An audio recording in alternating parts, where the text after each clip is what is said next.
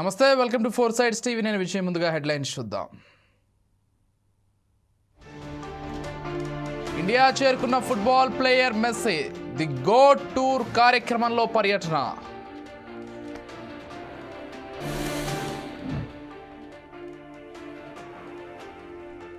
నేడు ఉప్పల్ స్టేడియంలో friendly foot match.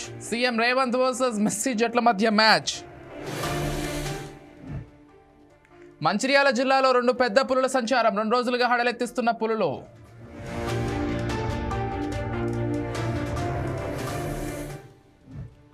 ఢిల్లీకి వెళ్లనున్న Telangana CM, deputy CM Bhatti. Polavaram Nallamala Sagar ప్రాజెక్టుపై అధికారులతో చర్చ. రేపు తెలంగాణలో 2వ విడత పంచాయతీ ఎన్నికలు. గ్రామాలకు చేరుకుంటున్న ఎన్నికల సిబ్బంది సామాగ్రి.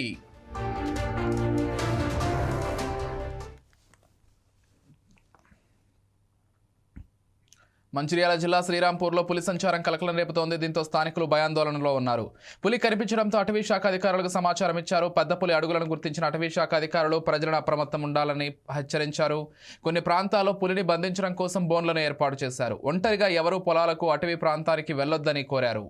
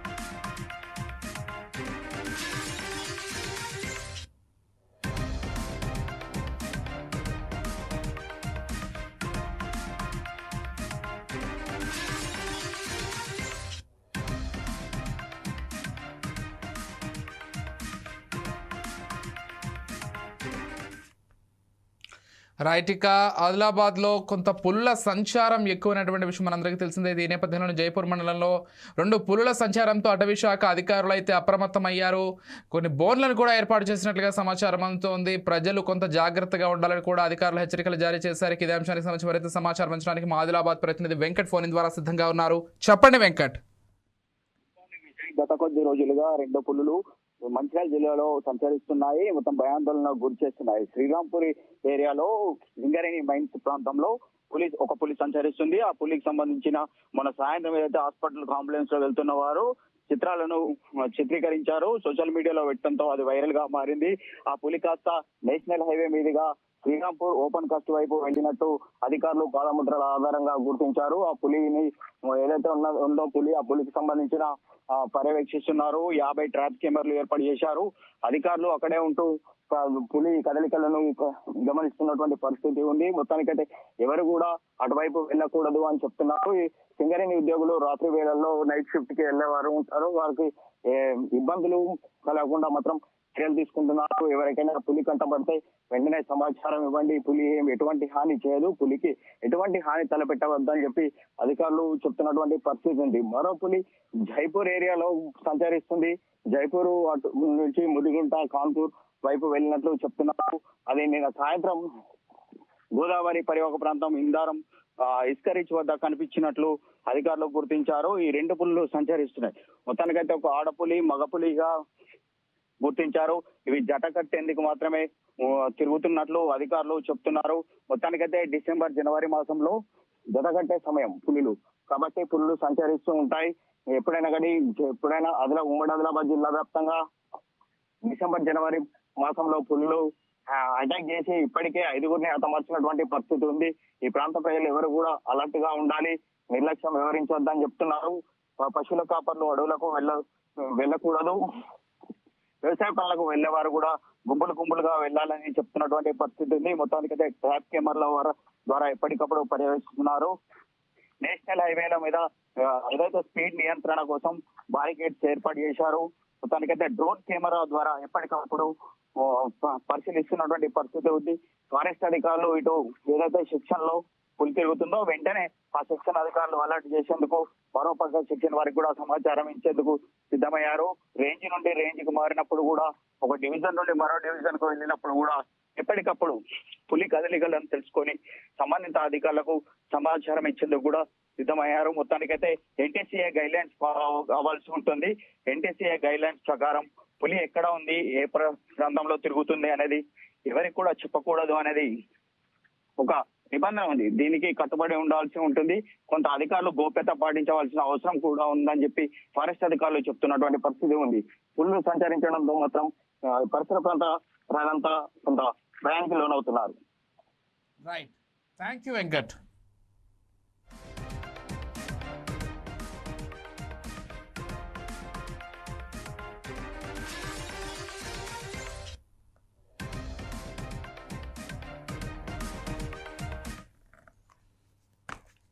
రైట్, ఇక మరిన్ని అప్డేట్స్ చూసినట్లయితే ప్రముఖ Argentina football player Lionel Messi Bharat విచ్చేశారు. మొదటిగా కోల్కతాలోని నేతాజీ సుభాష్ చంద్రబోస్ అంతర్జాతీయ విమానాశ్రయానికి చేరుకున్నారు.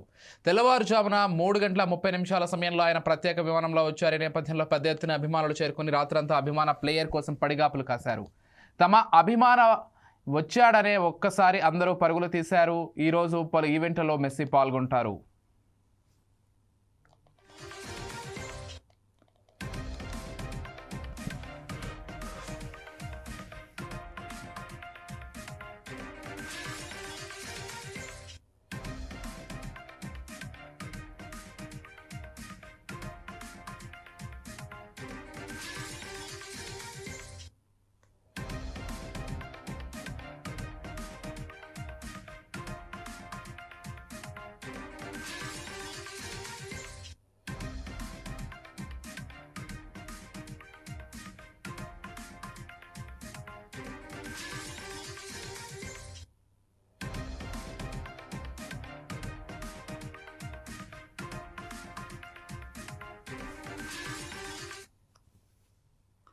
మెస్సీ ఫీవర్తో హైదరాబాద్ ఊగిపోతోంది. హైదరాబాద్లో మెస్సీ అభిమానులు మురిసిపోయే క్షణాలు వచ్చేశాయి.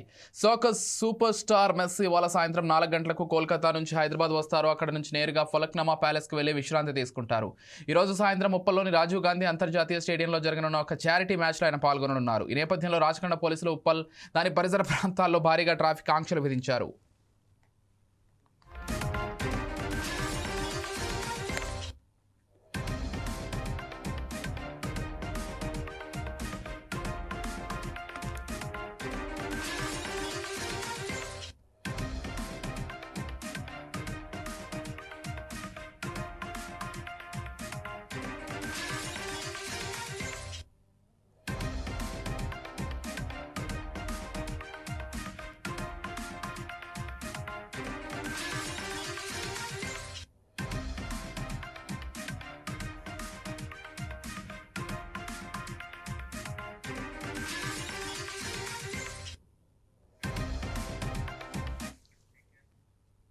CM Revanth Reddy Messi football మ్యాచ్కు రంగం సిద్ధమైంది. ఉప్పల్ స్టేడియం వేదికగా జరగనున్న ఈ మ్యాచ్పై సర్వత్రా ఆసక్తి నెలకొంది.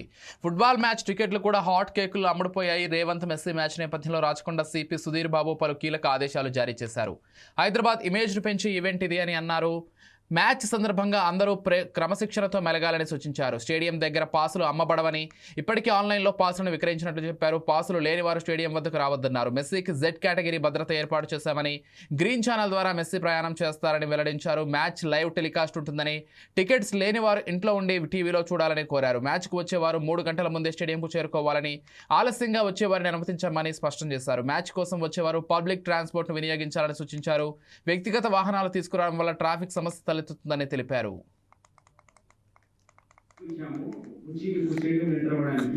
It is not like IPL match where you have got 4 hours time.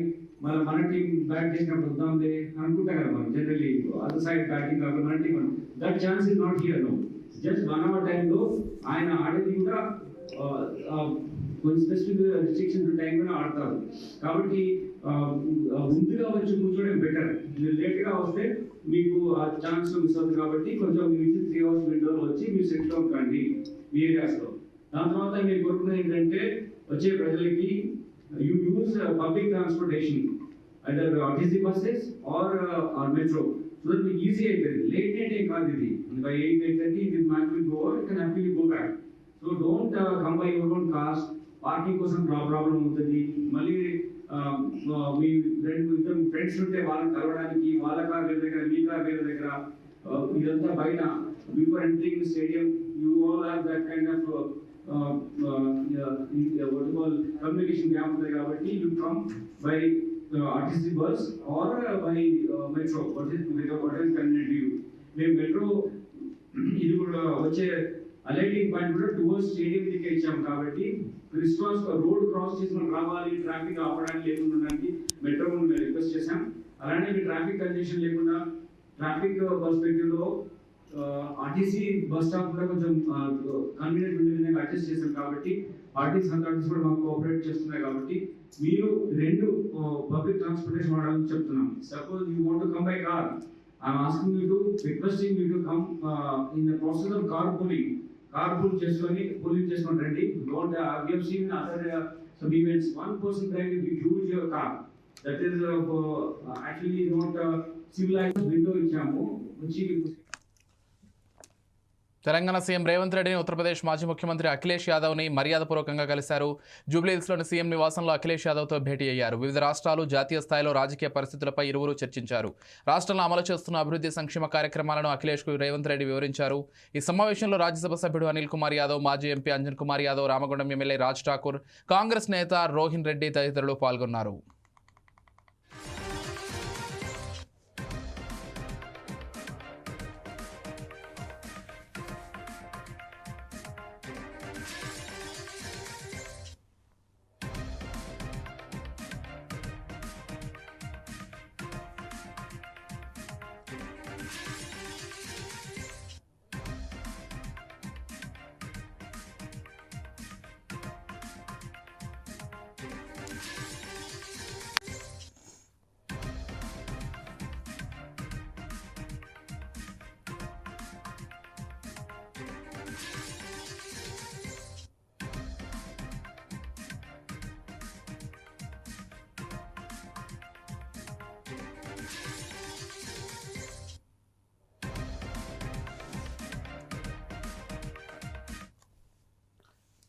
Telangana CM Revanth రెడ్డితో ప్రముఖ ఆర్థికవేత్త అరవింద్ సుబ్రహ్మణ్యన్ భేటీ అయ్యారు. జూబ్లీహిల్స్ నివాసంలో సీఎం రేవంత్ రెడ్డిని మర్యాదపూర్వకంగా కలిశారు. డిసెంబర్ 8, 9వ తేదీల్లో జరిగిన తెలంగాణ రైజింగ్ గ్లోబల్ సమ్మిట్లో పాల్గొన్న ప్రొఫెసర్ అరవింద్ సుబ్రహ్మణ్యన్ తెలంగాణ రైజింగ్ 2047 విజన్ను ఆవిష్కరించి అనుసరించడం ద్వారా రాష్ట్రం గణనీయమైన ప్రగతిని సాధిస్తుందని తెలిపారు. ఈ సందర్భంగా సీఎం రేవంత్ రెడ్డి ఆయనకు శాలువా కప్పి సత్కరించారు. ఈ భేటీలో సీఎంతో పాటు రాష్ట్ర చీఫ్ సెక్రటరీ రామకృష్ణరావు తదితర అధికారులు పాల్గొన్నారు.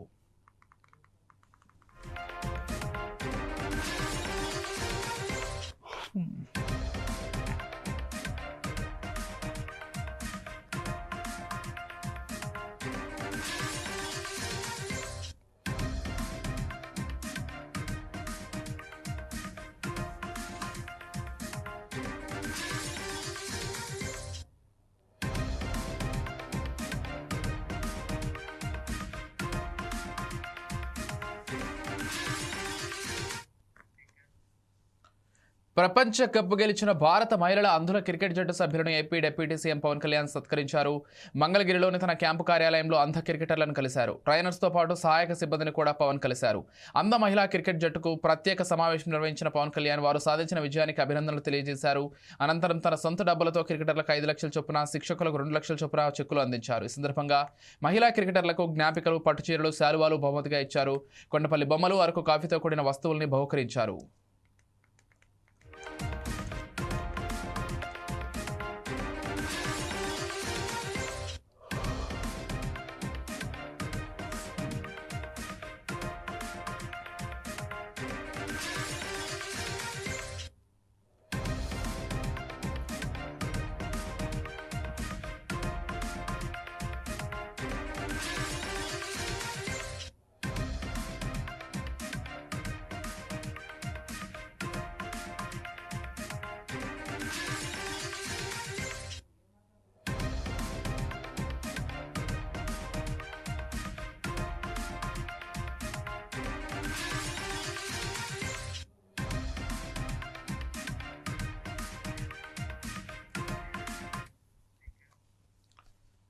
తిరుమల శ్రీవారిని ఈరోజు ఉదయం వీఐపీ విరామ సమయంలో కుటుంబ సమేతంగా సూపర్ స్టార్ రజనీకాంత్ దర్శించుకున్నారు.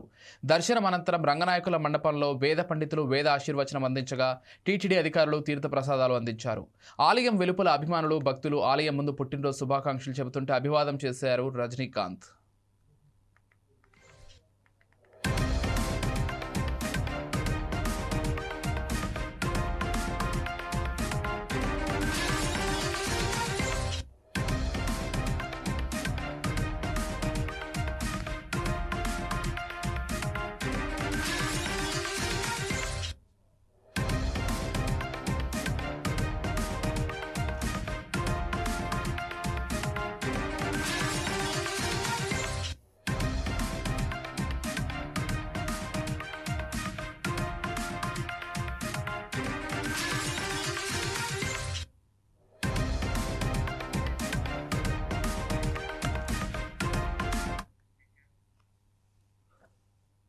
బీసీ రిజర్వేషన్ల కోసం ఇటీవల ఆత్మహత్య చేసుకున్న ఈశ్వరాచారి కుటుంబ సభ్యులను కాంగ్రెస్ నేతలు పరామర్శించారు. పీసీసీ చీఫ్ మహేష్ కుమార్ గౌడ్, మంత్రి Ponnam Prabhakar, BC commission chairman Niranjan తదితరులు ఈశ్వరాచారి చిత్రపటానికి నివాళులు అర్పించారు. ఈశ్వరాచారి కుటుంబానికి 5 లక్షల పరిహారం అందించారు. ఈశ్వరాచారి కుటుంబానికి ప్రభుత్వం తరఫున అన్ని విధాలుగా అండగా ఉంటామని హామీ ఇచ్చారు. బీసీ బిడ్డగా వారి పనికి పాల్పడాల్సింది కాదు, బట్ దురదృష్టకరంగా వారు స్వర్గస్థులు అవ్వడం జరిగింది. ఇవాళ నేను నాతో పాటు గౌరవ మంత్రివర్యులు పొన్నం ప్రభాకర్ గారు, బీసీ కమిషన్ చైర్మన్ నిరంజన్ గారు, సీనియర్ నాయకులు వినయ్ కుమార్ గారు, ఇరావతి అనిల్ గారు, శ్రీకాంత్ గారు, మెట్టు సాయి గారితో పాటు అందరం కూడా గణేష్ గారు, గణేశాచారి గారు, ఈశ్వరాచారి కుటుంబ సభ్యులు పరామర్శ జరిగింది. 3 పిల్లలు ఉన్నారు.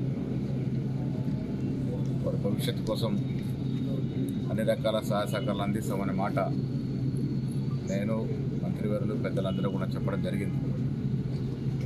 ఇలాంటి సంఘటనలు ఇంక ముందు జరగకూడదు. కాంగ్రెస్ పార్టీ బీసీలకి రావాల్సిన రిజర్వేషన్ కోసం కట్టుబడి ఉంది. ఆ విషయంలో తుది వరకు పోరాటం చేయాలని రాష్ట్ర ముఖ్యమంత్రి రేవంత్ రెడ్డి గారితో పాటు కాంగ్రెస్ నాయకులందరం కూడా రాహుల్ గాంధీ గారి ఆశ. ఏపీ స్కిల్ డెవలప్మెంట్ కార్పొరేషన్ ఆధ్వర్యంలో ఈ నెల 22న వినుకొండలో నిర్వహిస్తున్న మెగా జాబ్ మేళా పోస్టర్ను ప్రభుత్వ చీఫ్ విప్ జీవి ఆంజనేయులు ఆవిష్కరించారు. జాబ్ మేళా అవకాశాన్ని వినుకొండ నియోజకవర్గంలోని నిరుద్యోగ యువకులు సద్వినియోగం చేసుకోవాలని కోరారు. జాబ్ మేళా ఇంటర్వ్యూలో స్థానిక ప్రభుత్వ జూనియర్ కళాశాల ఆవరణలో జరుగుతాయని 30కి పైగా ప్రముఖ కంపెనీలు హాజరవుతున్నట్లు తెలిపారు. ఉద్యోగ యువతకు గొప్ప అవకాశం. ముఖ్యమంత్రి చంద్రబాబు నాయుడు గారు, అలాగే ఐటీ శాఖ మంత్రులు నారా లోకేష్ గారు, మన ఉప ముఖ్యమంత్రి పవన్ కళ్యాణ్ గారు 20 లక్షల మంది ఉద్యోగ ఉపాధి అవకాశాలు కల్పించాలి ఈ రాష్ట్రంలో అనేది లక్ష్యం. అందుకోసమే ఈ రోజు ఈ ఉద్యోగ మేళా నిర్వహిస్తున్నాం. గతంలో వినుకొండలో 500 మందికి ఉద్యోగ అవకాశాలు ఇచ్చాం. మళ్ళీ ఈ నెల 22వ తారీఖున జాబ్ మేళా వినుకొండ పట్టణంలో జాబ్ మేళా నిర్వహిస్తున్నాం. ఈ గొప్ప సదవకాశాన్ని నిరుద్యోగ యువకులు ఈ జాబ్ మేళా అవకాశాన్ని ఉపయోగించుకోండి. ఈ రోజు 30 నుండి 35 కంపెనీలు వినుకొండకు వస్తున్నాయి. పెద్ద పెద్ద కంపెనీలు వాళ్ళు ఈ రోజు వినుకొండ వస్తున్నారు. డైకిన్ కంపెనీ, అలాగే టాటా కంపెనీ, అలాగే Shanmukha agritech, tech Mahindra, Hetero drugs, ఇట్లా చాలా ఫేమస్ కంపెనీలు 30 కంపెనీలు పైగా మనం వినుకొండ వస్తున్నాయి. కాబట్టి నిరుద్యోగి యువకులందరూ కూడా అప్లై చేయండి. అప్లై చేయడానికి అవకాశం ఉంది. ఉదయం సోషల్ మీడియాలో లింక్ పంపిస్తున్నాం. ఆ లింక్ ద్వారా పూర్తి వివరాలు మీరు పంపించాల్సిందిగా కోరుతున్నాను. ఆన్లైన్ లో లింక్ ద్వారా అప్లై చేసుకోవాల్సిందిగా నిరుద్యోగ యువకులు కోరుతున్నాం. ఆ రోజు ఉదయం 9 గంటలకే వచ్చి మీ ఇష్టం వచ్చిన కంపెనీ, ఒక కంపెనీ కాదు, అవసరమైతే 2-3 కంపెనీలు కూడా మీరు ఇంటర్వ్యూకి అటెండ్ అయ్యే హక్కు మీకు ఉంది. మీరు సెలెక్ట్ అయ్యి మీరు ఉద్యోగాల్లో నియామకం కావాలని చెప్పేసి కోరుకుంటున్నాను. చంద్రబాబు గారి ఆశయం నెరవేరాలని, 20 లక్షల మందికి ఉద్యోగ ఉపాధి అవకాశాలు కల్పించాలనే లక్ష్యంతో వినుకొండలో ఈ జాబ్ మేళా పెట్టడం జరిగింది. నిరుద్యోగ యువకులు చక్కగా ఈ అవకాశాన్ని ఉపయోగించుకొని మంచి జాబ్ సంపాదించి జాబులో స్థిరపడాలని కోరుకుంటున్నాను. నిరుద్యోగ యువతకు గొప్ప అవకాశం. ముఖ్యమంత్రి చంద్రబాబు నాయుడు గారు, అలాగే ఛత్తీస్గఢ్ ఒడిశా రాష్ట్రాల సరిహద్దులోని గరియాబాద్ జిల్లా అడవుల్లో భద్రతా బలగాలను అంతమొందించేందుకు మావోయిస్టులు అమర్చిన ఐఈడీ బాంబులను భద్రతా బలగాలు ధ్వంసం చేశాయి. పెద్ద మొత్తంలో పేలుడు పదార్థాలను స్వాధీనం చేసుకున్నారు. జిల్లా పోలీసులు, సిఆర్పీఎఫ్ జవాన్లు సంయుక్తంగా ఆపరేషన్ నిర్వహించారు. సైనికులకు హాని కలిగించడానికి మావోయిస్టులు ఐఈడీ బాంబులను ఉపయోగించారని పోలీసు అధికారులు తెలిపారు. 2 సింగిల్ షాట్లు, 5 డొటేనేటర్లు, విద్యుత్ వైర్, మందులను స్వాధీనం చేసుకున్నట్లు పోలీసు అధికారులు తెలిపారు. ఆపరేషన్ కగారు దెబ్బకు మావోయిస్టులు లొంగుబాటు బాట పట్టారు. ఇప్పటికే ఛత్తీస్గఢ్ అడవుల్లో జరుగుతున్న మహా యుద్ధంలో అనేక మంది మావోయిస్టులు ప్రాణాలు కోల్పోయారు. ఈ నేపథ్యంలోనే భద్రతా దళాలను టార్గెట్ చేస్తూ మందు పాత్రలు అమర్చినట్లు తెలుస్తోంది. थाना इंदा गांव में सीआरपीएफ की टीम और गिला बल की टीम सर्चिंग के लिए गई हुई थी। उनको से सूचना भी मिली थी कि कुछ स्थान पे माओवादियों द्वारा कुछ डंप दबाया गया है, जिसकी सूचना पर से तस्दीक करने की टीम संयुक्त रूप से गई हुई थी। जहां कराम अमली के जंगल जो उड़ीसा बॉर्डर से लगा हुआ है, वहाँ पे जिस जगह पे सूचना मिली थी उस जगह को छानबीन की गई बीडीएस की टीम के माध्यम से, और सुरक्षित जगह से छानबीन करने पे पता चला वहाँ पे 2 नग सिंगल शॉट गन, 12 वोल्ट की बैटरी, कुछ एक्सप्लोसिव सामान और अन्य दैनिक उपयोगी के सामान मिले हुए हैं। मौके पर ही सभी सामानों को सुरक्षित तरीके से निकाला गया है। थाना इंदा गांव में सीआरपीएफ की टीम और गिला बल పల్నాడు జిల్లా వినుకొండ నియోజకవర్గం బొల్లాపల్లి మండలం గరికపాటు గ్రామ శివారులో ఫారెస్ట్లో కమ్ముకున్న కోతముక్క ఆడుతున్న 5 వ్యక్తులను పోలీసులు అదుపులోకి తీసుకున్నారు. బండ్లమెట్టు పోలీస్ స్టేషన్ ఎస్ఐ షమీర్ భాషా సిబ్బందితో కలిసి దాడులు చేశారు. పట్టుబడిన వారి వద్ద పందెంగా ఉపయోగిస్తున్న 15,000 నగదును సీజ్ చేసి వారిపై కేసు నమోదు చేశారు.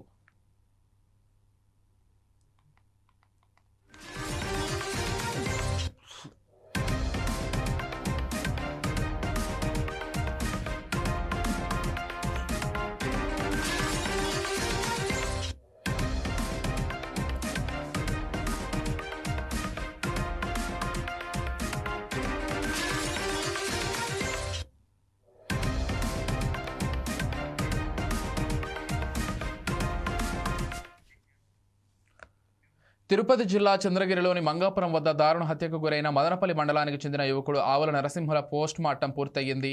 నరసింహులను కాళ్ళు చేతులు కట్టి నోటికి ప్లాస్టర్ వేసి ఊపిరాడకుండా హత్య చేశారు. ఈ కేసులో నిందితులు నాగరాజు, కత్తి నరసింహులు, నారాయణ స్వామి, మునిరాజును పోలీసులు అరెస్ట్ చేశారు. పథకం ప్రకారమే నరసింహులు హత్య జరిగినట్లు పోలీసులు తెలిపారు.